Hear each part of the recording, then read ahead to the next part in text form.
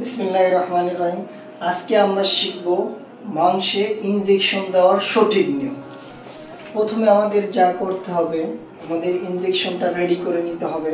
আমরা already ইনজেকশনটা ready করে নিয়েছি এবং লক্ষ্য রাখতে হবে যাতে ইনজেকশনের ভিতরে কোনো হাওয়া বা বায়ু না থাকে। আমরা এটাকে সুন্দর করে হাওয়া রিমুভ করে নিয়েছি। এরপরে যে সাইডে ইনজেকশন দেব মাংসপেশিটা, ওই সাইডটা সুন্দর করে স্টেরাইল করে নেব। এর আগে প্রথমত আমাদের নিজেদের হাতও হ্যান্ড স্যানিটাইজার দিয়ে সুন্দর করে স্টেরাইল করে নেব।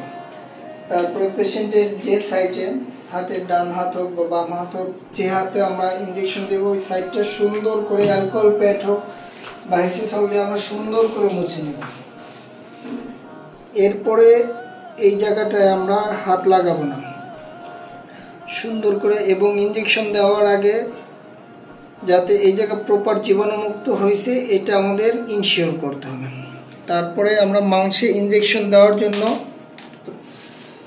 আমরা ইনজেকশনটা ধরে এটা 90 ডিগ্রি অ্যাঙ্গেলে প্রেস করব এবং যাতে আমাদের ইনজেকশনটা প্রপার মাংসে যায়, কোনো রক্তনালী বা ভেনে না যায় বা কোনো নার্ভে বা বনস ইনজুরি না হয়, সেজন্য আমরা মাসেলটা একটু উঁচু করে সুন্দর করে ভাবে ধরবো।